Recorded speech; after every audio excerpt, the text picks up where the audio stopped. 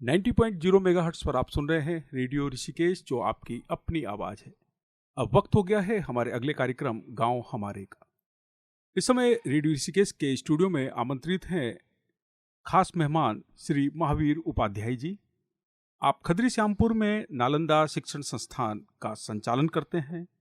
आप मूल रूप से ग्राम करास, पट्टी खास, टिहरी गढ़वाल जिले के रहने वाले हैं। सर, आपका स्वागत है रेडियो ऋषिकेश में। धन्यवाद सर। सर, आपका जो गांव है ग्राम क्रास, पट्टी खास, जिला टिहरी गढ़वाल, जब आप अपने श्यामपुर खदरी में होते हैं, जब आप अपने घर पर होते हैं, तो अपने गांव को कैसे याद करते हैं?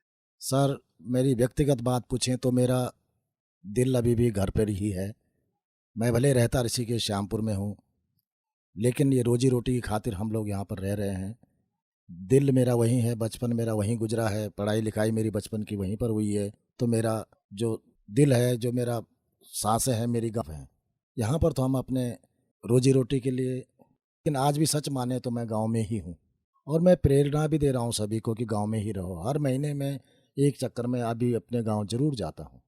आप कभी आइए, मैं आपको कहीं ना कहीं या तो चंबा वाले रास्ते पे या ज़रूर मिलूँगा शनिवार इतवार को। और बच्चों को भी ले जाता हूँ। हमारा गांव एक बहुत सुंदर सुंदर माँ चंद्रबदनी के चरणों में, चंद्रबदनी मंदिर आपने नाम सुना होगा, उसके चरणों में हमारा गांव है ग्राम क्रास। बहुत ठंडा इलाका है और साल में 1 या 2 बार वहाँ पर बर्फ़ पड़ती है सर्दियों में। एक बार की बात बताऊँ तो जब हम कक्षा 10 में थे, तो मैं बर्फ़ पे आया इसलिए थोड़ा-सा ये बात बता रहा हूँ कि मार्च के महीने में बर्फ़ पड़ गई, 6 मार्च को। उस दिन गणित का पेपर था, हाई स्कूल बोर्ड का। तो हमारी बहुत हालत ख़राब हो गई। हम लोग कैसे पेपर देने गए, ये हमारी आत्मा जानती है। 6 किलोमीटर हमारे घर से अंजनी सैन इंटर कॉलेज है। 1 किलोमीटर की पूरी चढ़ाई, उसके बाद 4 किलोमीटर का पैदल रास्ता, सड़क और फिर 1 किलोमीटर नीचे इंटर कॉलेज। 6 किलोमीटर हम गए, तो हाथ हमारे जो है बिल्कुल जवाब दे गए थे, लिखा नहीं गया। तो हमने, सब बच्चों ने और टीचर्स लोगों ने भी हमें कहा कि भैया गुरुजी को कि आधा घंटा ओवर टाइम दो। तो उन्होंने कहा कि तो बोर्ड की परीक्षा है, इसमें कुछ ओवर टाइम नहीं मिलता। लेकिन फिर भी अंदर खाने जितना हुआ उन्होंने हमारी मदद की। तो मैंने अपने ठंडे की बात बताई कि हमारा गाँव इतना ठंडा है। बाकी बचपन पर आता हूँ, गुरुदेव क्या बताएं, हम लोग तो बचपन को आज भी जी रहे हैं। अगर जब मैं गाँव जाता हूँ तो हम उस जगह रहे हैं, उस थाती माटी में रहे हैं कि जहाँ बहुत छोटा गाँव, 70-80 परिवारों का गाँव, बहुत मेल मिलाप, क्या मज़ा आता था गुरुदेव। आज भी जाता हूँ, आज वो चीज़ नहीं है वहाँ पर। लेकिन जब हम वहाँ पर रहे, जब बचपन रहा, छोटा-सा स्कूल बेसिक अपना, कम से कम 500-600 मीटर की दूरी पे, 5 बच्चे हम कक्षा 1 में और वही 5 बच्चे कक्षा 5 तक। वही अपने गुत्थी खेलना, गुत्थी मतलब जानते होंगे आप, बटन तोड़ के।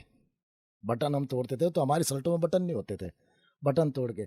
आज वो पैसे में तब्दील हो गई। यहाँ पर हम देखते हैं, ये नीचे प्लेन्स के एरिया में जहाँ पर हम रह रहे हैं, तो आजकल बच्चे 1 रुपये और 2 रुपये के सिक्के से खेलते हैं।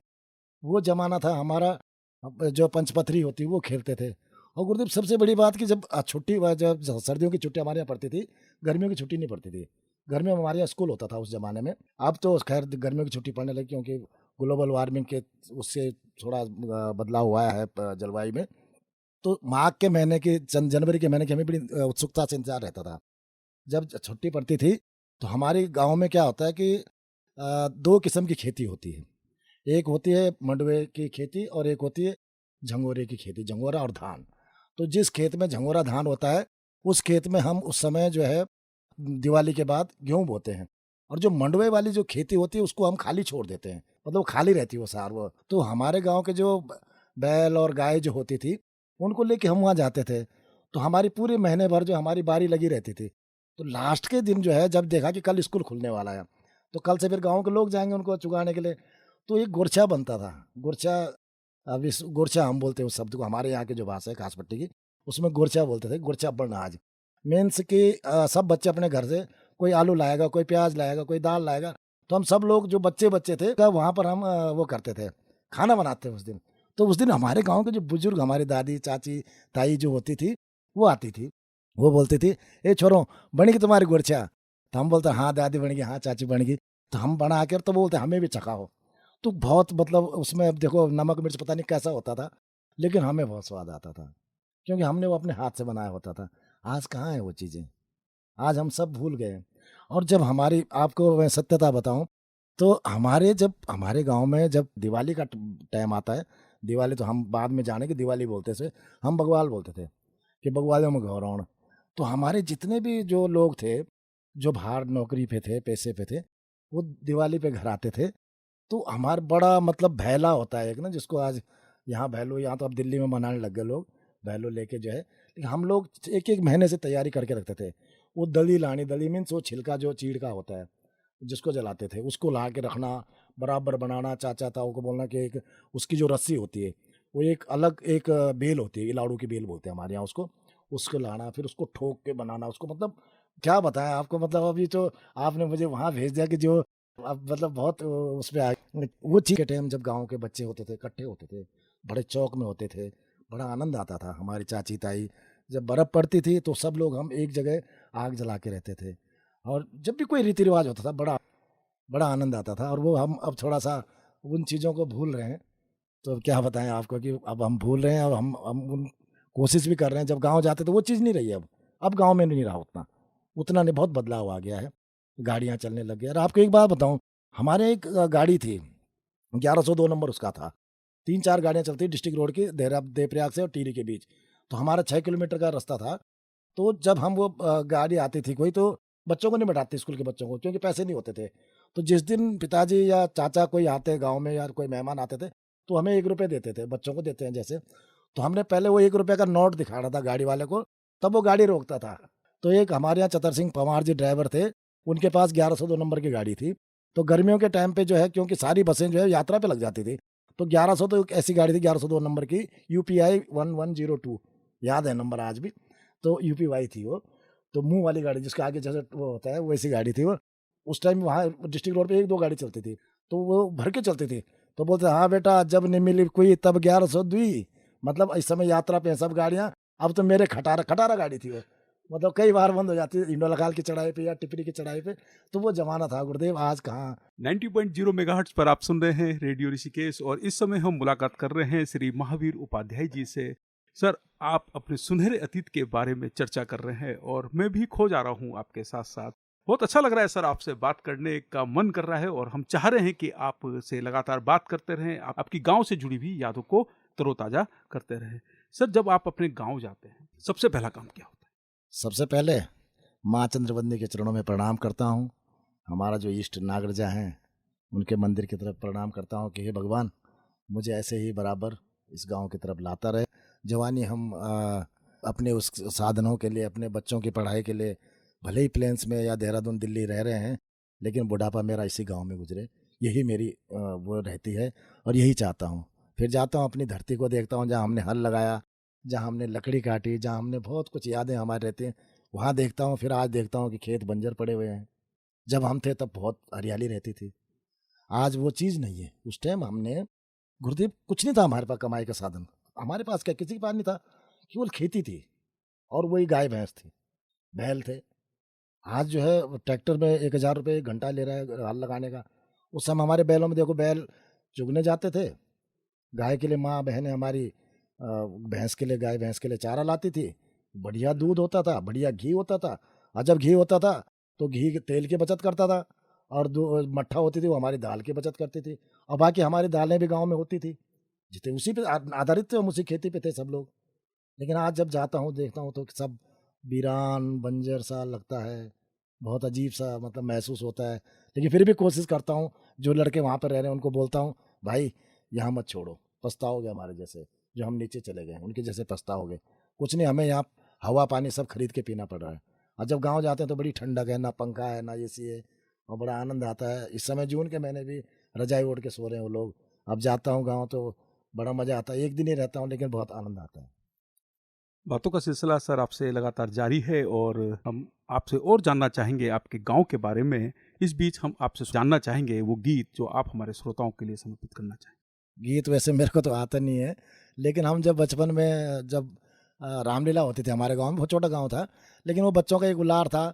और कुछ हमारी माताएं बहनें भी थी जो बोलते थे आओ, तो वो मेरे को जो है बोलते थे तो पार्ट में करता नहीं था कोई, क्योंकि वो मतलब वो रिहर्सल नहीं मिल पाती थी। फिर हमारा गांव नीचे था और रामलीला ऊपर सड़क के पास होती थी। तो वो मेरे को, हमारी चाची जो दादी गांव में रहती थी, वो बोलती महावीर थे, एक गीत लगाए थे यार, तो वो थोड़ा-थोड़ा एक आध पंक्तियाँ उसकी याद हैं, वो सुनाना चाहूँगा। अबे नया ज़माना तेरू रंग बदलेगी रे नया ज़माना, अबे नया ज़माना तेरू रंग बदलेगी नया ज़माना। छोटी छोरियों का नाक माँ फूली, छोटी छोरियों का नाक माँ फूली, सजदी जनी गुमाना, बूढ़े बूढ़ियों न मोच काटेल्या मिजाजू का बाना, बे नया जमाना तेरू रंग बदलेगी रे नया जमाना। अब का बूढ़ा बिगड़ी गेनी हो कछोड़ी की बीड़ी पेंदनी, अरे बीड़ी पेंदने ज्यादा पौड़ी पौड़ी के बीड़ी पियाली हाड़ फूकेगी आधा, रे नया जमाना तेरो रंग बदलेगी रे नया जमाना, नया जमाना तेरो रंग बदलेगी रे नया जमाना। बहुत सुंदर गीत आपने बताया है और आपने बदलाव की ओर भी इशारा किया है कि पहले क्या था और आज क्या है। सर, कितना बड़ा बदलाव देखते हैं आज अपने गांव में? आज गुरुदेव हमारे गांव में तो बहुत बदलाव हुआ है। अगर आप सत्यता माने तो हमारा जो गांव है, ग्राम सभा जो थी, हमारी ग्राम सभा थी 4 गांवों के मिलकर।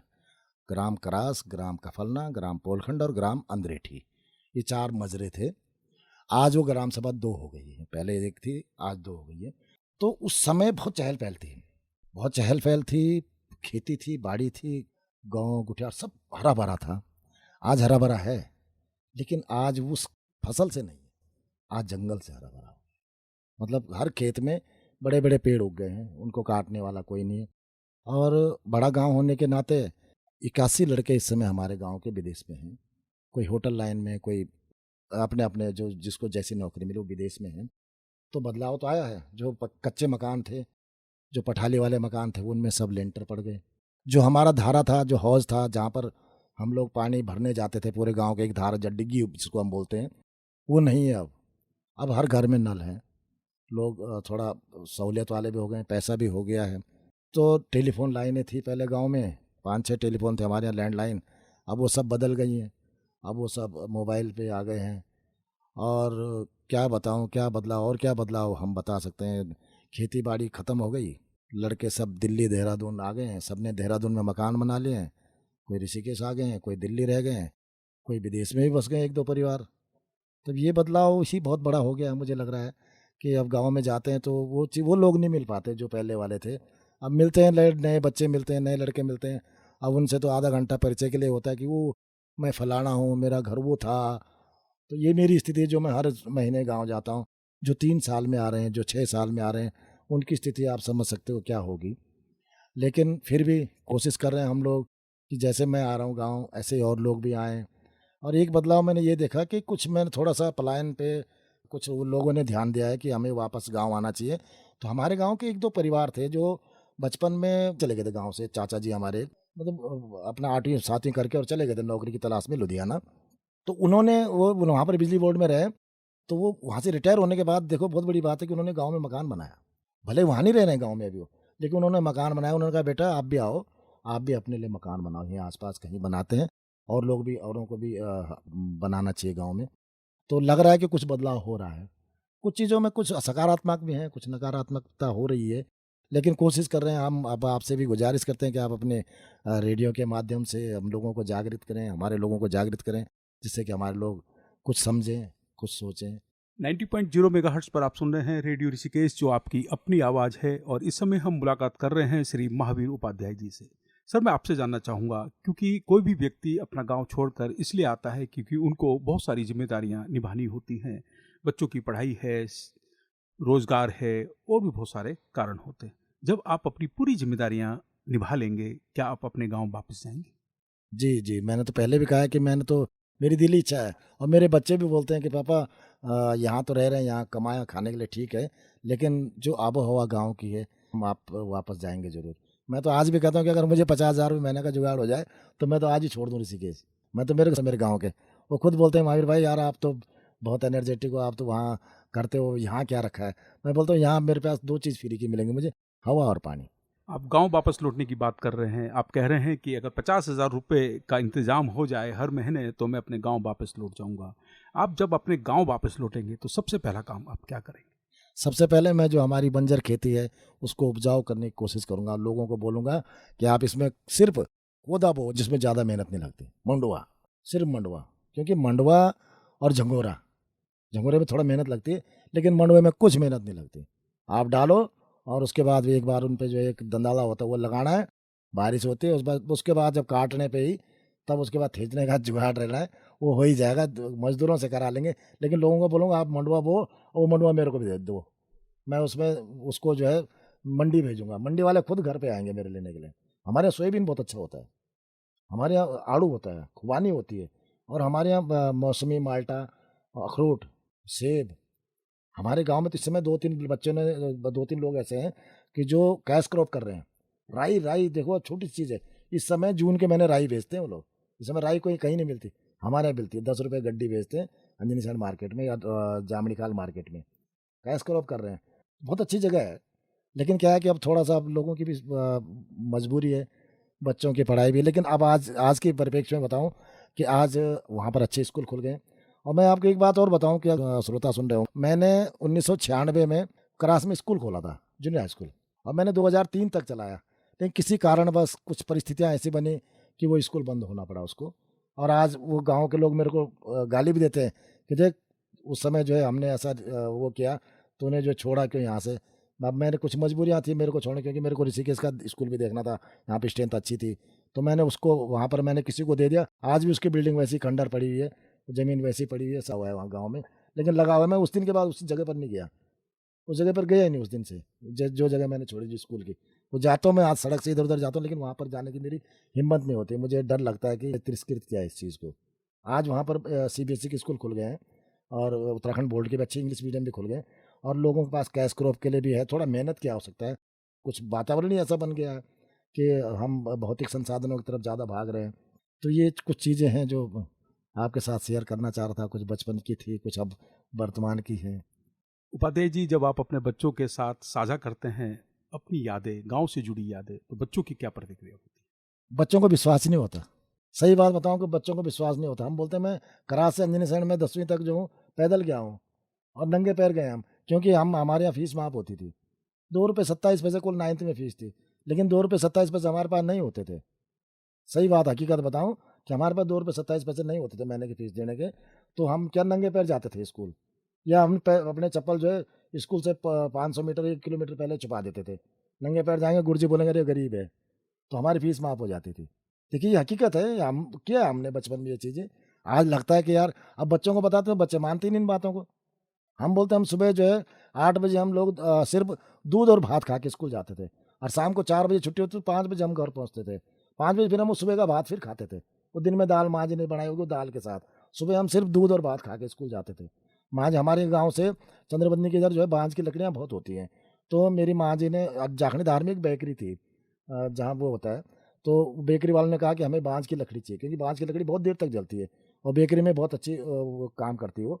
तो माताजी सुबह जो है हमारे 4-5 बजे अपना घर का जो व्यवस्था है वो निपटा के हमारे लिए भात बना करके और गाँव ऊपर चले गए जंगल में। तो बोलते थे कि एक तू तब जाएगा स्कूल, पहले लकड़ी लेके आइए। तो हम ऊपर जाते थे, फिर लकड़ी को कैसे हम कंधे में तो ला नहीं सकते, ढलान था, तो वो उसके एक गली वो बढ़ाते थे इस तरह से जिसमें रस्सी फंस जाए, तो फिर हम रस्सी से खींच के उसको सड़क तक लाते थे। उसके बाद फिर भागम भाग स्कूल। आपने अभी याद किए हैं संघर्ष के भी वो दिन, लेकिन वो दिन सुनहरे थे या आज सुविधाओं वाले दिन सुनहरे हैं? वो दिन सुनहरे थे। उस दिन क्या था ना कि हम वो भात खा के कच्चा-पक्का जैसा मिलता था उसे खा के दौड़-दौड़ के स्कूल जाते थे। आज हम इतना बढ़िया खाना खा रहे हैं, आज हम इतना खाना खा रहे हैं, उसके लिए हमें सुबह 4 बजे उठ के मॉर्निंग वॉक पे जाना पड़ रहा है। हम साइकिल चला रहे हैं, हमें योगा करना पड़ रहा है। वहाँ हम कुछ नहीं करते थे गुरुदेव, आज भी नहीं कर रहे वहाँ के लोग कुछ नहीं। आज कोई मॉर्निंग वॉक नहीं कर रहा, वहाँ शुगर नहीं है, किसी को डायब कुछ भी बीमारी नहीं है। आज देखो यहाँ यहाँ छोटे-छोटे बच्चों को जो है हार्ट के रोग हो गए हैं। ये सब हवा पानी से और कुछ नहीं है। हवा, पानी, खाद बस, ये बीमारी की जड़ ये 3 चीज़ें। हम लकड़ी का हम घर में जो है रोटी बनाते थे, तो हम जो रोटी को जो है झाड़ते थे ऐसे, क्योंकि राख लगी होती थी, और राख हमारी माताजी, मेरी माँ दाई भी रही है, तो मेरी माताजी कुछ होता था पेट में जैसे अफारा टाइप का ना, तो राख लगाती गरम-गरम राख। और आज उस समय हम वो रोटी खाते थे, राख वाली, तो हमारा कोई पेट में कोई रोग नहीं होता था। आज वो गर्म राख बाहर से ला, क्योंकि हम अंदर जा ही नहीं रहा हमारे वो राख। हम बच्चों को खेलने नहीं दे रहे मिट्टी में। हमने तो मिट्टी में खेले, हम मिट्टी, आज मैं 57-58 साल की उम्र का, हमें लगता है मैं 57 साल का हूँ, भले बाल सफ़ेद हो गए, लेकिन आज हमारे अंदर वो ऊर्जा है कि हम अभी भी पैदल जा सकते हैं, गाँव जा सकते हैं, गाँव में कर सकते हैं, हल लगा सकते हैं। तो ये चीज़ें अब आज क्या बोलें आपको, आज का तो समय ही ऐसा आ गया कि अब हमारे पास शब्द ही नहीं है। सर 23 साल हो गए हैं उत्तराखंड राज्य का गठन हुए, जी, जी। और गांव के हालात अब लगातार बदलते जा रहे हैं। गांव अब गांव नहीं रहे, थोड़े थोड़े शहरी हो गए हैं। अपने गांव में कितनी संभावनाएं देखते हैं? जी, मैं तो ये कहना चाहूँगा कि 23 साल भले हो गए उत्तराखंड को बने हुए, और गाँव में बदलाव भी आए हैं, थोड़ा-सा पलायन भी हुआ है राज्य बनने के बाद। लेकिन पलायन हुआ है प्लेन्स में, शहरीकरण भी हुआ है पहाड़ों में। जब से नगर पालिकाएँ बनी हैं, छोटी-छोटी नगर पंचायतें बनी हैं पहाड़ में, उससे शहरीकरण तो हुआ है पहाड़ का। लेकिन हम ये चाहते हैं कि जैसे मेरा गाँव है, मेरे गाँव में चाय पत्ती का बहुत अच्छा भविष्य है, चाय बागान का। हम उस पे काम भी कर रहे हैं, और ये 1-2 चीज़ें और हैं, जैसे कीवी का है, क्योंकि हमारे यहाँ बारिश ना हो तब भी हमारे यहाँ फसल बहुत अच्छी होती है उस बेल्ट पे। जैसे चंबा वाली बेल्ट है ना, फल पट्टी वाली, ऐसी बेल्ट हमारी भी है, चंद्रबदनी वाली। तो उसमें अगर बारिश ना भी हो तो वहाँ पे हवा में नमी है। तो ऐसे हम, हमारे लोगों को चाहिए, हमारी सरकारों को चाहिए, हमारे इनको चाहिए कि ऐसी जगहों को चिन्हित करें कि आगे हमारा पलायन भी रुके, हमारे रोज़गार के साधन भी उपलब्ध हों हमें। मैं चाहता हूँ कि हमारा बच्चा, हमारी जो आने वाली पीढ़ी है, वो गाँव में ही रहे और गाँव को सुदृढ़ बनाए। सरकारों को भी इस ओर ध्यान देना चाहिए, और हमें भी, जो हम लोग जो समाज के लोग हैं, हमें भी इसको ध्यान देना चाहिए।